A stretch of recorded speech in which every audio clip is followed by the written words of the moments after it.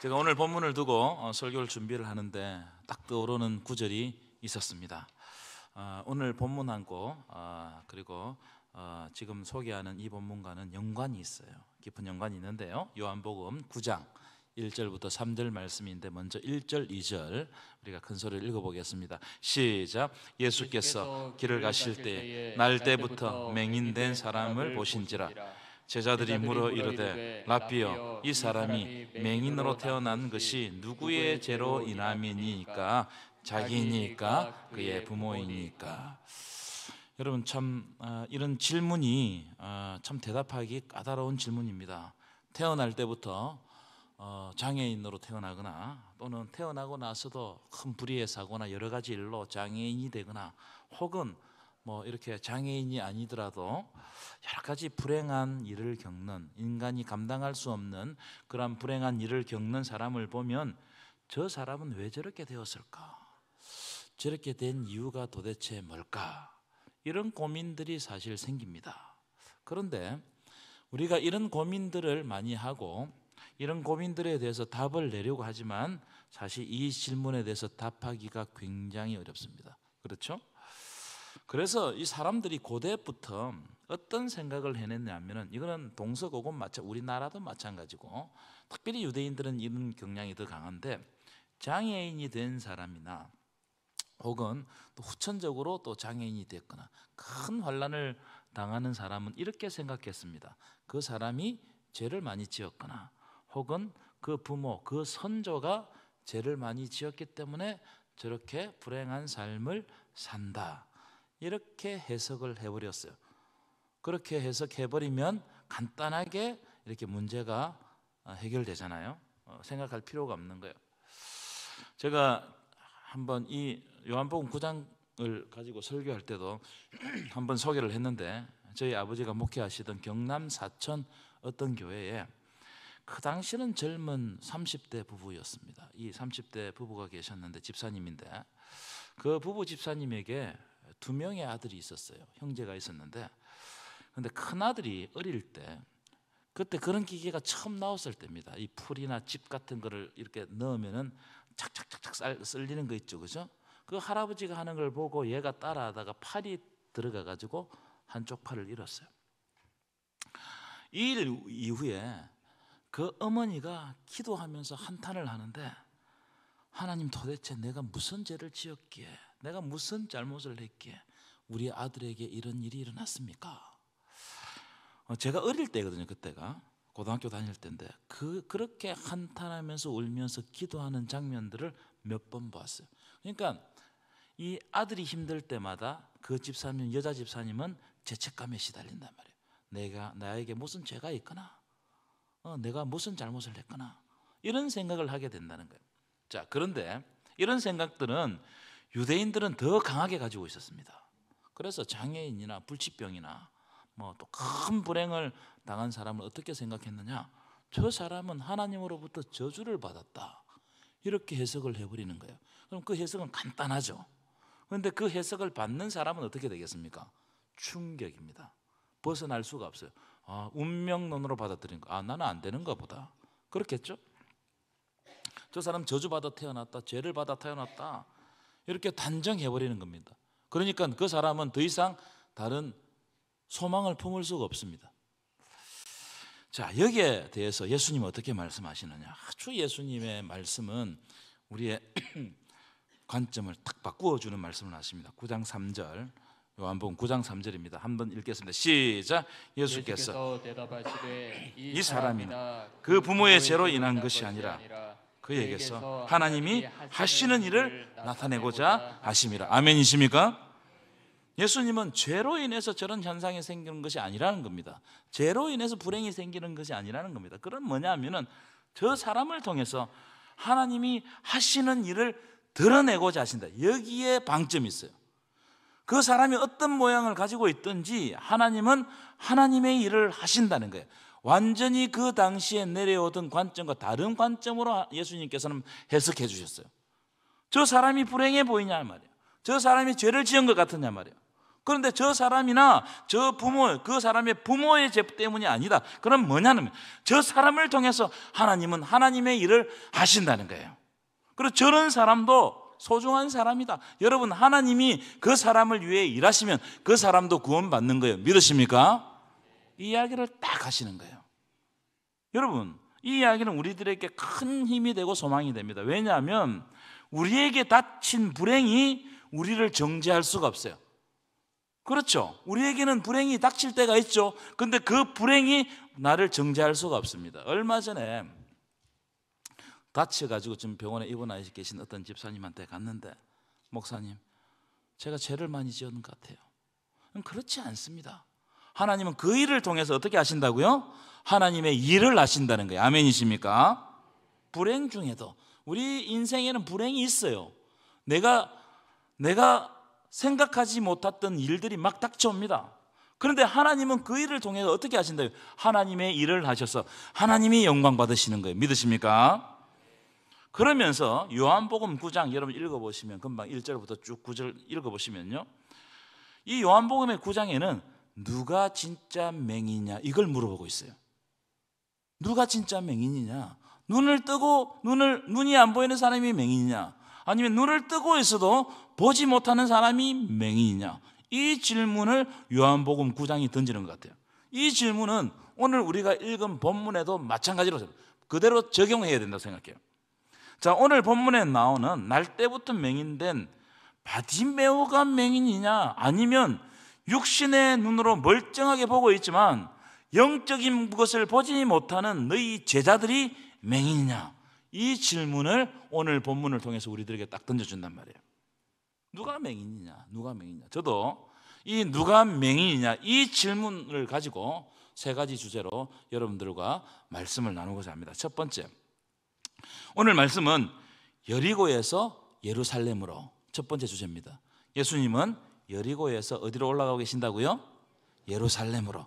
여리고에 머물러 있는 것이 아니고 예루살렘으로 올라가세요. 근데 이 예루살렘으로 올라가는 의미가 있어요. 여리고는 향기의 마을 또는 장미의 마을이라는 뜻입니다. 그 정도로 여리고는 꽃이 많고, 특별히 이제 장미가 많이 펴서 그렇게 장미의 마을, 향기의 마을이라고 이름을 지은 것 같아요. 그래서 여러분, 꽃이 많은 도시는 부유한 도시입니까? 가난한 도시입니까? 그죠? 꽃을 키우려면 어느 정도 부유해야 됩니다. 여리고에는 별명이 있어요. 무슨 별명이 있냐면 종려나무 성읍이라는 별명이 붙어 있습니다. 사진 한번 보여주실까요? 이거는 현재 여리고를 찍은 사진이에요. 그러니까 여리고에 어떤 나무들이 많이 있죠. 그죠? 저 나무가 무슨 나무냐? 종려나무입니다. 종려나무. 이스라엘 백성들이 좋아하는 나무 세 가지가 있습니다. 첫 번째 나무가 뭐냐면 우리가 저번에 이야기했던데 감람나무, 올리브 나무입니다. 그래서 올리브 나무는 올리브 나무 열매를 따가지고 기름 짜는 데 사용해요. 기름을 부을 때도 사람을 기름 부어 세우잖아요. 그때도 이 올리브 나무를 사용합니다. 굉장히 귀한 나무예요. 모든 음식에 올리브 기름이 다 들어가요. 두 번째로는 백향목입니다. 백향목. 이 백향목은 곱게 뻗은 나무입니다. 특별히 레바논 백향목은 아주 곱게 뻗은 나무예요. 그리고 이 향이 좋습니다. 향이. 그래서 비싼 집을 짓거나 궁전을 짓거나, 솔로몬이 궁전을 지을 때 다윗이 준비했죠. 레바논의 백향목을 가져왔잖아요. 그죠? 아주 귀한 나무예요. 백향목은 이 이스라엘 백성들이 좋아하는 나무예요. 세 번째가 종려나무입니다. 종려나무. 종려나무는 어떤 나무냐? 대추야자나무라고 해요. 대추야자나무. 특별히 이 대추야자나무는 포도나무와 더불어 가지고 풍요를 상징했습니다. 저기 보십시오. 이 대추야자에 나무 열매가 막 달렸죠. 그런데 한두 개 달린 게 아니고 어떻게 달렸습니까? 주렁주렁 달려요. 이 포도나무처럼 이렇게 달렸죠. 그래서 이 대추야자나무는 풍요를 상징해요. 그러니까 이 성에 대추야자나무가 많았다는 것은 그만큼 여리고가 부유했다 이 말이에요. 자, 그런데 지금 예수님은 여리고에서 어디로 가신다고요? 예수님이 행하시는 길의 여정을 쭉 보면 사순절 기간에 예수님은 여리고를 거쳐, 이 부유한 성 여리고를 거쳐서 예루살렘으로 올라가는 거예요. 여리고는 밑에 있어요. 그러니까 바다보다 더 아래에 있는 동네입니다. 따뜻한 동네. 여기에서 예루살렘은 산입니다. 산으로 올라가고 있는 중입니다. 자, 그러면 지금 예수님이 여리고에서 예루살렘으로 올라가시는 이유가 뭐냐? 이유가 뭐냐? 그 이유는 오늘 본문 바로 직전에 있는 말씀 10장 45절에 잘 드러나요. 10장 45절 한번 볼까요? 우리 한번 읽었으면 좋겠는데요. 시작. 인자가 온 것은 섬김을 받으려 함이 아니라 도리어 섬기려 하고 자기 목숨을 많은 사람의 대속물로 주려 함이니라. 인자는 예수님입니다. 예수님이 온 것은 무엇을 하기 위해서 온 것이 아니라고요? 섬김을 받으려 하기 위해서 온 게 아니라는 거예요. 우리는 섬김을 받는 데 익숙하죠. 근데 예수님은 섬김을 받으려 온 것이 아니고 어떻게 한다고요? 도리어 섬기려 하고, 그 섬기는 구체적인 내용이 뭐냐면 자기의 목숨을 많은 사람의 대속물로 주려고 오신다는 거예요. 십자가를 지기 위해서 오셨다 이 말이에요. 왜 이 말씀을 예수님께서 하시느냐? 여러분 오늘 집에 가셔서 10장 35절부터 묵상해 보십시오. 큰 자 논쟁이 벌어져요. 큰 자 논쟁.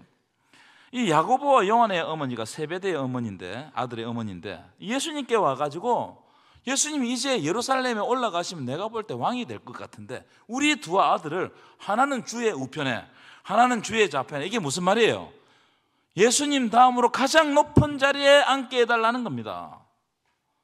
가장 높은 자리에, 그 자리에 우리를 아들을 앉게 해달라는 거예요. 여러분 그 이야기를 제자들이 듣거든요. 기분 나쁘게 해서 기분 좋겠어요.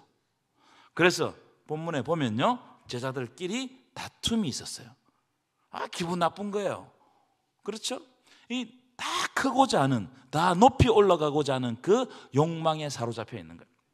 그때 예수님이 제자들의 영적 상태를 보시면서 말씀을 해주시는데 마가복음 10장 44절 45절입니다. 이렇게 되어 있어. 너희 중에 누구든지 어뜸이 되고자 하는 자는 어떻게 된다고요? 모든 사람의 뭐가 되어야 된다고요? 이 예수님의 방법입니다. 예수님은 종이 된 사람을 높이 쓰십니다. 아멘이십니까? 기독교의 진리는 역설이에요. 종이 되는데 하나님께서 높여주신다는 거예요. 그래서 인자에 온 것은 섬김을 받으려 온 것이 아니고 도리어 섬기려 왔다. 특별히 내가 대속물로 내 목숨을 주기 위해서, 십자가를 지기 위해서 왔다는 겁니다. 그래서 지금 여리고에서 예루살렘으로 올라가는 건 뭐 하러 올라간다는 거예요? 십자가를 지기 위해서 내가 지금 올라가고 있는 중이다 이 말이에요. 그런데 제자들은 어떻게 해요? 자기가 더 높아지려고 막 싸움을 하고 있는 거예요. 무슨 말이냐? 이 여리고는 화려한 세상을 말하는 겁니다. 풍요로운 세상을 대표되는 것이 여리고예요. 이 여리고에서 예수님은 하나님의 산 예루살렘, 하나님의 성전이 있는 예루살렘으로 올라가는데, 그런데 하나님의 시온산 예루살렘이 타락을 해가지고 높아지려고만 하는데 혈안이 되어 있다는 거예요. 제자들도 지금 성전에 가면서, 예루살렘 성전에 하나님을 배우러 가면서도 자기들을 자꾸 높이려고 하고 있다는 거예요. 혹시 여러분 오늘 교회에 오면서 하나님을 만나려고 오는데 여러분 자신을 높이고 싶은 욕망이 있습니까? 그건 제자들의 모습과 똑같은 거예요. 여러분 예루살렘에 가는 자들은 낮아져야 됩니다. 왜냐하면 거기에 뭐가 있죠? 하나님의 성전이 있기 때문에 낮아져야 돼요. 그런데 제자들은 예루살렘 성전을 향해서 올라가면서도 서로 높아지기를 원하고 있더라는 겁니다. 예루살렘에 있는 바리새인들, 제사장들, 서기관들 다 마찬가지예요. 다 높아지기만을 원하고 있어요. 서로 높아지기만 하지 섬기려고 하는 사람이 아무도 없는 겁니다. 그래서 묻는 거예요. 우리에게 묻는 거예요. 누가 진짜 맹인이냐 이거예요. 누가 진짜 맹인이냐. 육신적인 눈이 어두워서 보지 못하는 바디메오가 진짜 맹인이냐, 아니면 욕망이 눈을 가려버려가지고 높아지고자 하는 그런 욕망 가운데 사로잡혀 있는 너희들 제자들이 맹인이냐, 이걸 우리들에게 묻고 있는 거예요. 혹시 여러분 오늘 이 시간에 예배 드리러 오면서도 높아지기를 원하고 남보다 내가 더 낫다고 생각하는 이 사람은 맹인일 수 있어요. 영적으로. 여러분 제가 여러분들에게 묻겠습니다. 여러분은 높아지기를 원하십니까? 여러분 아니면 섬기기를 원하십니까? 대답하지 마세요. 그러면 제자들처럼 바리새인처럼 여러분 높아지기를 원한다면, 그리고 내 이름 내기를 원한다면, 내 자존심을 높이기를 원한다면 이건 영적 맹인이에요. 여러분, 하나님의 은혜는 어디로 흘러갑니까? 낮은 곳으로 흘러가요. 예수 그리스도께서 십자가를 진 것은 가장 낮은 곳으로 가신 거예요. 그때 하나님의 은혜가 임한 거예요. 우리도 마찬가지입니다. 우리가 가장 낮은 곳으로 가면 하나님의 은혜는 자연적으로 우리에게 오는 거예요. 그러나 우리가 높은 곳으로 올라가고자 하는 욕망을 가질수록 하나님의 은혜는 우리에게 없어지는 거예요. 여러분 뭐냐는 겁니다. 여러분 높아지기를 원하십니까? 두 번째, 바디메오입니다. 바디메오. 두 번째 주제. 이 바디메오는 이름의 뜻을 한번 볼 필요가 있어요. 재밌는데요. 46절 한번 띄워보실까요? 성경은 바디메오에 대해서 이렇게 설명을 합니다. 디메오의 아들, 거지 맹인 바디메오. 그렇게 되어 있어요. 근데 이 사람이 어디에 앉아있죠? 길에 앉아있어요. 길가에. 길가에 앉았다는 말은 무슨 말이냐면 이 사람이 맹인이기 때문에 할 수 있는 것이 없어서 구걸하며 살았다 이 말이에요. 구걸하면서. 그런데 많은 학자들은 이 바디메오는 이름이 아니고 그 맹인의 상태를 설명하는 말이라고 그렇게 주석을 합니다. 이 바디메오라고 할 때 바는 무슨 뜻이냐면 누구누구의 아들이라는 뜻입니다. 자, 그러니까 바디메오는 뜻이 뭐예요? 디메오의 아들이라는 뜻이에요. 디메오의 아들. 바가 누구누구의 아들이라는 뜻이거든요. 자, 그럼 디메오는 무슨 뜻이냐? 불결하다, 부정하다 이런 뜻을 가지고 있는 이런 뜻입니다. 그래서 바디메오의 아버지 디메오는 불결한 사람이다, 부정한 사람이다. 여러분 자기 자녀를 그렇게 이름을 짓겠어요? 그래서 바디메오와 그의 아버지 디메오 역시 아마 디메오도 맹인이나 장애인이 아니었는가 그렇게 추정을 합니다. 이스라엘 민족은 이름을 지을 때 불결하다, 부정하다 이런 이름을 안 지어요. 왜냐하면 이 불결과 부정은 구원하고 직접적인 연관을 가집니다. 이스라엘 민족은 정결하다는 말을 굉장히 좋아해요. 정결하다는 말은 깨끗하다는 말이겠죠. 그래 우리가 부정한 사람 몸을 씻잖아요. 그럼 정결하게 돼요. 그러니까 정결하다는 말은 깨끗하다는 말이기도 하지만 구원을 받는다, 이 구원하고 연결시켜져 있는 단어가 정결입니다. 자, 그러면 반대로 생각해 봐요. 불결하다, 부정하다는 뜻은 어떤 의미가 있겠어요? 깨끗하지 못하다는 뜻도 있겠지만 뭐죠? 구원을 받지 못한다. 왜냐하면 불결하고 부정하기 때문에 구원을 받지 못한다. 여러분 이스라엘 백성은 선민으로 자기를 인식하고 있었습니다. 이 구원에 대해서 굉장히 민감한 민족이에요. 그런데 자기 아들의 이름을 구원을 받지 못한다, 이런 이름을 짓겠어요? 이런 이름을 짓지 않는단 말이에요. 그런데 이름을 이렇게 지었다는 것은 디메오나 바디메오는 이름이 아니고 그 사람의 현재 상태를 설명해 준단 말이에요. 무슨 말이냐? 바디메오와 디메오는 모든 사람들이 다 그 사람을 불결하게 여기고 부정하게 여기는 구원받지 못하는 존재, 저주받은 존재 이렇게 여기는 거예요. 자, 그런데 제가 앞에서도 말씀드렸죠. 오늘 본문을 이끌어가는 질문이 뭐라고 말씀드렸죠? 잊어먹었어요? 누가 진짜 맹인이냐? 진짜 맹인이 누구냐는 겁니다. 바디메오가 맹인이냐? 아니면 영안이 닫힌 제자들이 맹인이냐?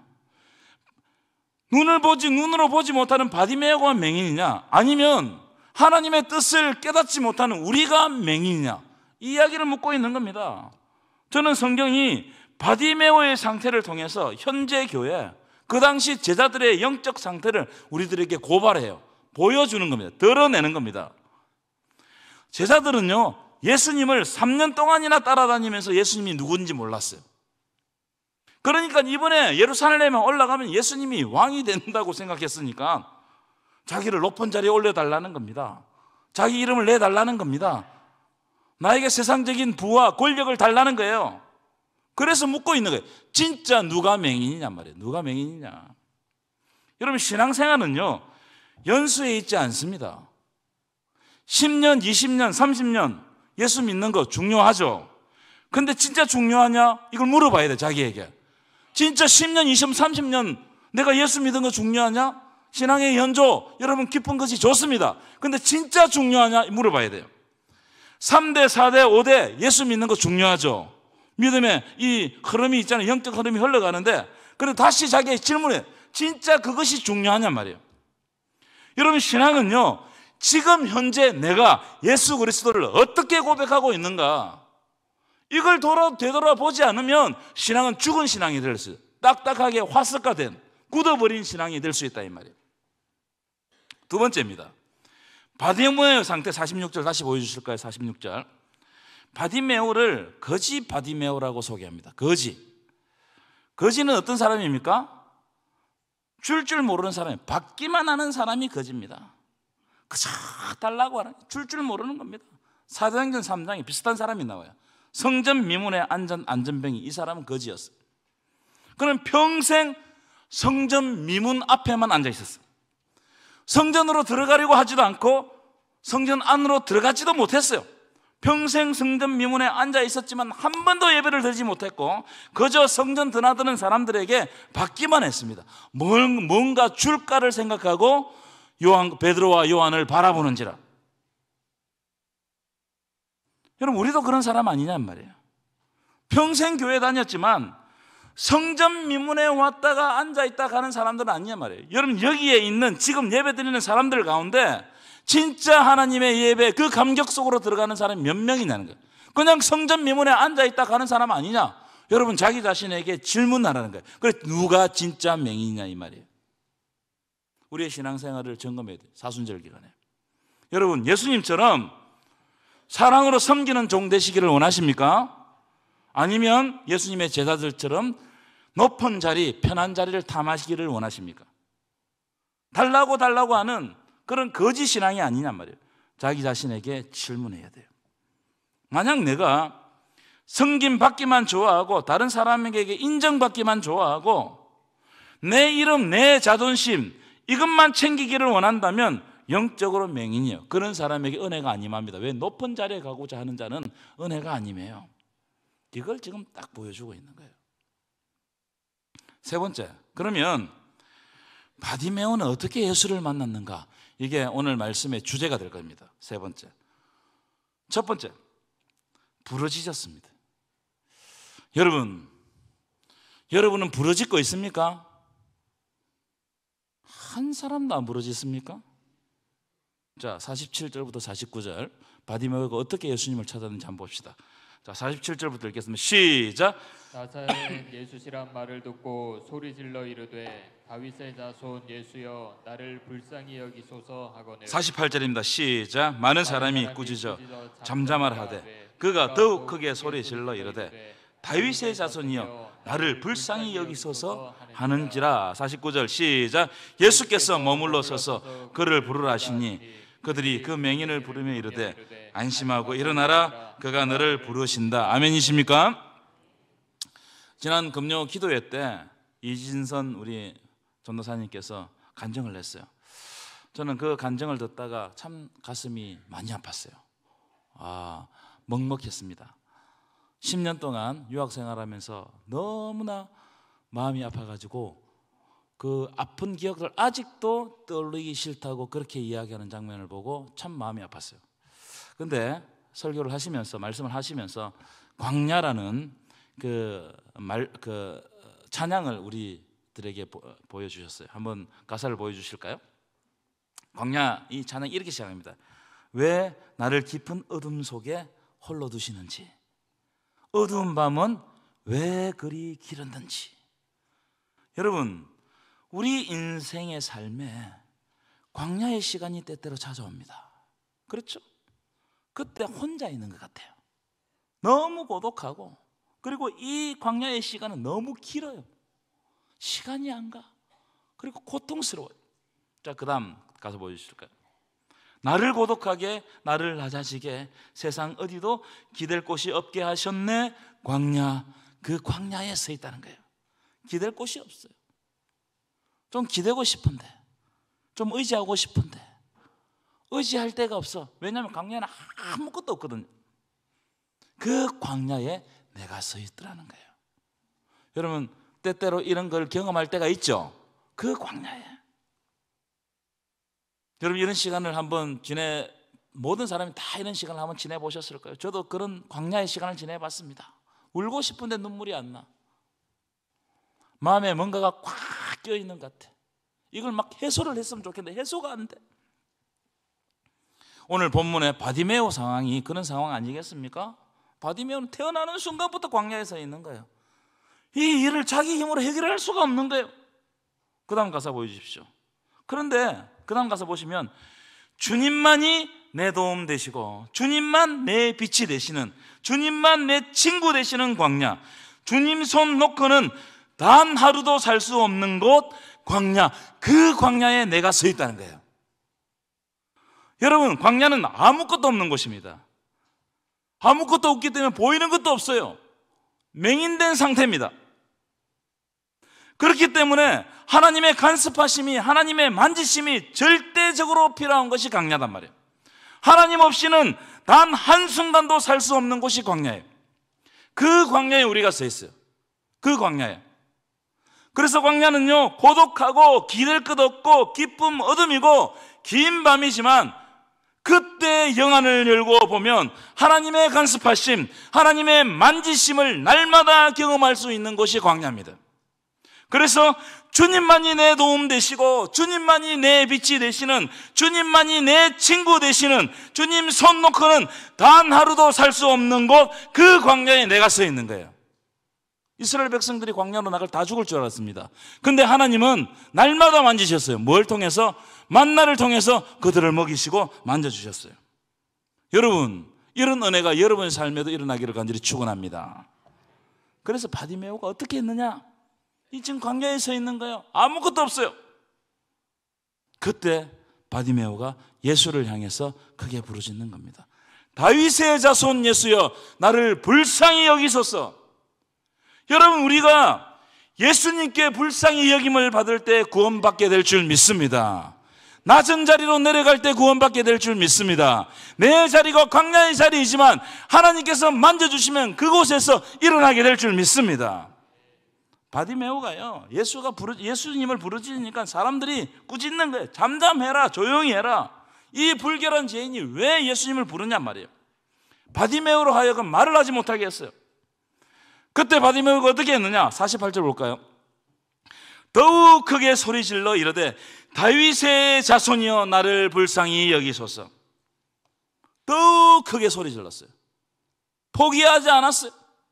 광야는 절망의 자리 아니겠습니까? 그 절망의 자리에서 더욱 크게 예수를 찾았습니다.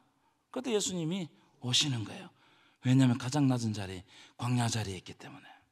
여러분, 누가 진짜 맹인이에요? 누가 진짜 맹인입니까? 예수님을 간절히 찾는 바디메오가 맹인입니까? 아니면 바디메오대로 잠잠하라고 꾸짖는 사람이 맹인입니까? 누가 맹인이에요, 여러분? 여러분, 바디메오에게 꾸짖는 사람들은 육신의 눈을 뜨고 있었지만 고독한 광야에 서서 예수님께 외치는 바디메오의 간절함을 보지 못하는 그런 맹인들이었습니다. 여러분, 부르짖는 자는 맹인이 아니에요. 정죄하는 자가 맹인입니다. 여러분, 여러분의 입술에서 정죄를 거치시기를 축원합니다. 정죄하는 자가 맹인이에요. 우리가 정죄하는 그 사람, 그 저주를 받아라고 그렇게 정죄하지만 하나님은 그 사람을 살리시는 거예요. 하나님이 그를 통해서 하나님이 하시는 일을 하시는 겁니다. 여러분, 이 사순절 기간이 아무것도 보이지 않는 광야에서 주님께 부르짖는 기간이 되시기를 바랍니다. 하나님께서 반드시 여러분들을 만져주실 줄 믿습니다. 두 번째, 바디메오는 겉옷을 버리고 예수님께 나아갔습니다. 겉옷을 버리고. 50절입니다. 큰 소리를 읽어보겠습니다. 시작. 맹인이 겉옷을 내어버리고 뛰어 일어나 예수께 나아오거늘. 예수님 당시 겉옷은 쓰임새가 많았어요. 첫째는 옷의 역할을 합니다. 겉옷이니까. 두 번째로는 이불의 역할을 했습니다. 변변찮았어요. 이불이 변변찮아요. 그래서 겉옷을 가지고 다니면서 밤에 잘 때는 그거 덮고 자는 거예요. 세 번째는 자기를 보호하는 도구입니다. 이 겉옷을 뭐라고 하냐면 탈릿이라고 하는데, 탈릿, 히브리어로. 이 어떤 뜻을 가지고 있냐면, 이 태양이, 중동 지방 태양이 굉장히 뜨겁죠. 뜨거운 태양이 내려질 때 그것으로 자기를 보호하는 거예요.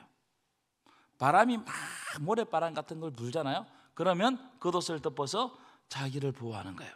밤에 추위가 오잖아요. 그 겉옷을 자기의 몸을 감싸가지고 추위로부터 자기를 지키는 겁니다. 그래서 겉옷은 굉장히 중요한 재산이었습니다. 겉옷 없으면 안 돼요. 근데 이 바디메오가 겉옷을 벗어버리고 예수님께 나아갔다는 거예요. 무슨 말이에요? 예수님을 만나는 데는 겉옷이 필요 없었다는 겁니다. 사도 바울이 이런 말씀을 합니다. 제가 읽어드릴게요. 너희는 유혹의 욕심을 따라 썩어져가는 구습을 따르는 옛 사람을 어떻게 하라고요? 벗어버려. 옛 사람을 벗어버리고 오직 너희의 심령이 새롭게 되어 하나님을 따라 의와 진리의 거룩함으로 지으심을 받은 뭘 입으라고요? 새 사람을 입으라는 거예요. 여러분, 오늘 이 시간에 예수님을 만나러 오면서 우리는 날마다 옛 사람을 입고 와요. 옛 사람의 모습을 가지고 옵니다. 썩어져가는 구습, 여러분 그렇지 않아요? 그런 걸 가지고 예수님께 그 옷을 입고 온단 말이에요. 근데 사도 바울은 그것을 벗어버리고 오직 너희의 심령이 새롭게 되어 새 사람을 입어라, 새 옷을 입어라, 이렇게 말씀을 하고 있습니다. 여러분, 벗어버리지 않으면 새 것을 입을 수가 없습니다. 옛 것을 벗어버려야 새 것을 입는 거예요. 그래서 예수님이 바디메오에게 내가 무엇을 주기를 원하느냐 이렇게 물었어요. 바디메오가 옛 것을 구하지 않습니다. 이를테면 예수님 돈을 좀 주십시오. 내가 어려우니까. 예수님 겉옷을, 좋은 겉옷을 하나 더 주십시오. 옷 한 벌 더 주십시오. 나를 높은 자리에 올려주십시오. 이런 것을 구하지 않았습니다. 바디메오는 새 것을 구했어요. 내가 보기를 원하나이다. 여러분, 새 것을 구하시기를 축원합니다. 바디메오처럼 예수님 보기를 여러분 원하십시오. 내가 보기를 원하나이다. 지금까지 닫혀있던 이 영안의 눈을 열고 예수 그리스도를 보고 예수 그리스도로부터 나오는 기쁨을 누리기를 원합니다. 아멘이십니까? 여러분, 예수님으로부터 나오는 것이 새 것이에요. 사람으로부터 나오는 건 다 한 겁니다. 썩어져가는 구습이에요. 그래서 여러분, 교회에 와서 인간적인 말을 많이 하지 마시고 예수님의 이야기를 하세요. 예수님이 나를 어떻게 만지셨는가? 예수님이 나를 어떻게 변화시켰는가? 지금 예수님은 나에게 어떤 의미인가? 세상이 줄 수 있는 옛것 구하지 말고 예수님만이 줄 수 있는 새 것을 구하시기를 축원합니다. 주님 생명을 주십시오. 주님 능력을 주십시오. 주님 기도에 응답해 주십시오. 말씀을 주십시오. 성령 충만하게 하여 주옵소서. 이 기도가 믿음의 기도단 말이에요. 여러분, 이 사순절 기간 새 것을 구하는 저와 여러분 되시기를 간절히 축원합니다. 결론입니다. 이번 한 주 질문을 기억하십시오. 어떤 질문이냐? 누가 과연 맹인인가? 누가 과연 맹인인가? 이 질문은 우리들에게 던지는 의미가 있어요. 내가 맹인이 아닌가? 여러분, 이번 한 주 이 질문을 자기에게 던지면서 여러분의 영안이 뜨이시기를 간절히 축원합니다.